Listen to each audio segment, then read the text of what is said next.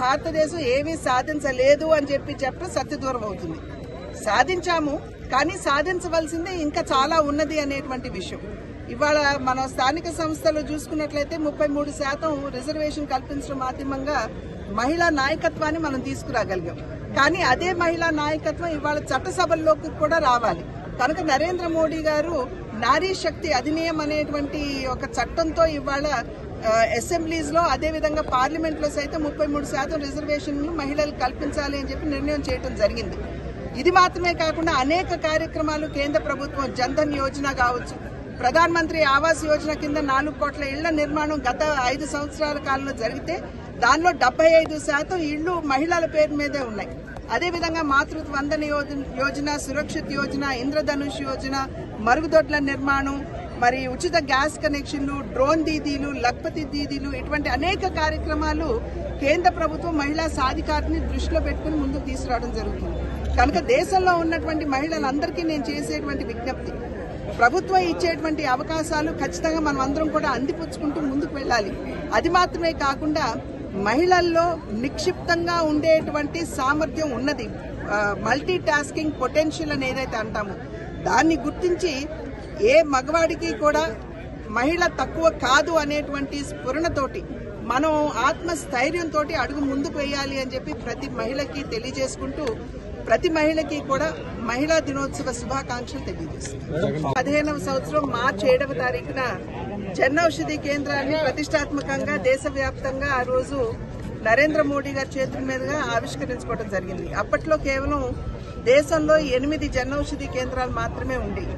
కానీ ఇవాళ సంఖ్య చూసుకున్నట్లయితే 15,000 దేశవ్యాప్తంగా జనౌషధి కేంద్రాలు ఉన్నాయి.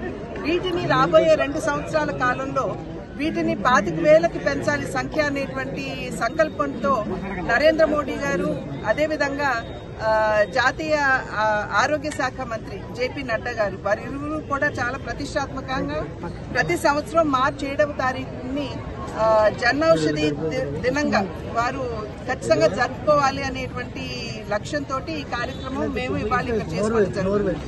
ఇవాళ ఏమిటంటే జనౌషధి కేంద్రాల్లో ఇటువంటి కార్యక్రమం కనుక మనం జరుపుకోపోయినట్లయితే ప్రజలకి దాని యొక్క ప్రయోజనం ఏమిటి అనేటువంటి అంశం మీద వాళ్ళకి అవగాహన ఉండదు అనేటువంటి భావనతోటి ప్రతి జిల్లాలో కూడా ఉండేటువంటి ఆరోగ్య శాఖకు సంబంధించినటువంటి ఆఫీసర్స్ తో పాటు ప్రజాప్రతినిధులు కూడా ప్రతిష్టాత్మకంగా ఈ కార్యక్రమంలో పాల్గొనాలి అని చెప్పి పైనుండి మాకు వచ్చినటువంటి ఆదేశం.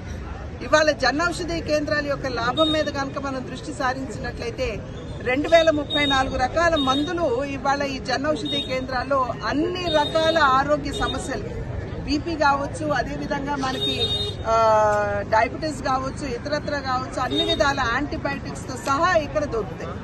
అయితే ఇక్కడ దొరికేటువంటి మందులు ఏవైతే ఉన్నాయో బయట ఇవే మందులు కనుక మనం కొనుగోలు చేసినట్లయితే 100 రూపాయలు ఉండేటువంటి టాబ్లెట్ జనౌషధి కేంద్రాలు 50 రూపాయలకి లేకపోతే 20 రూపాయలకి దొరికేటువంటి పరిస్థితి ఉన్నది. ఎందుకంటే జెనరిక్ మెడిసిన్ అని ఏదైతే మనం అంటామో, అంటే మన భారతదేశంలో తయారయ్యేటువంటి మందులు ఇతర పెద్ద పెద్ద కంపెనీ మల్టీనేషనల్ కంపెనీస్ కోసం వారికి జాబ్ వర్క్ చేస్తారు. అంటే ఒక మల్టీనేషనల్ కంపెనీ ఒక మందు కనుగొన్నట్లయితే వాటిని తయారు చేయడానికి మన దేశంలో ఉన్నటువంటి పారిశ్రామికవేత్తలకి వారికి ఇస్తారు. ఒక 20-25 సంవత్సరాల పాటు ఏ కంపెనీ అయితే దీన్ని కనుగొంటుందో వారికి సంపూర్ణమైనటువంటి పేటెంట్ ఉంటుంది.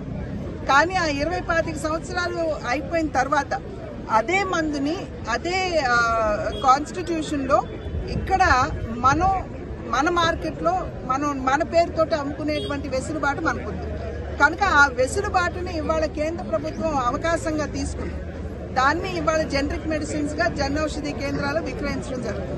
ఇవాళ ఇందాక నేను ఇక్కడికి వచ్చినటువంటి 5-6 మంది లబ్ధిదారులతో కూడా నేను సంపాదించినటువంటి నేపథ్యం వారు కూడా తెలియజేసింది ఏమిటంటే, బీపీ మందు బయట వారు ఒక 120 రూపాయలకి ఒక స్ట్రిప్ కొన్నట్లయితే ఇవాళ అదే బీపీ మందు ఇక్కడ 12 రూపాయలకే స్ట్రిప్ కొంటున్నాము అని చెప్పి వారు తెలియజేశారు.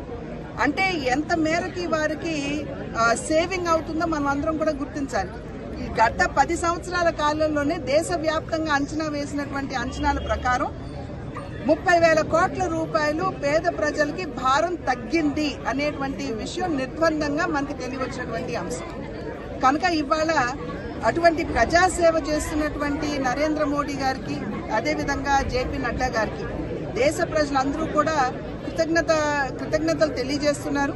మరి ఇవాళ మార్చి 7 అయినటువంటి సందర్భంలో నేను కూడా ఇటువంటి ఒక చక్కటి ప్రజాహిత కార్యక్రమంలో పాల్గొనడం అనేది నా అదృష్టంగా భావిస్తూ, మరి జన్ ఔషధి కేంద్రాలు కేవలం మందులు విక్రయించడం మాత్రమే కాదు, మన దేశంలో ఉన్నటువంటి యువతకి సైతం ఉపాధి అవకాశాలు అందజేస్తుంది అనేటువంటి విషయాన్ని కూడా గమనిస్తూ, మరి ఈ కార్యక్రమాన్ని ఇంత విజయవంతం చేసినటువంటి ఇక్కడ ఉన్నటువంటి డిఎంఎన్హెచ్ఓ ఏడీ గారు, మరి ఆరోగ్య శాఖ ఆఫీసర్స్ అందరికీ, అదేవిధంగా ప్రజాప్రతినిధులకి, ప్రజలకి నా హృదయపూర్వక ధన్యవాదాలు తెలియజేస్తున్నాను.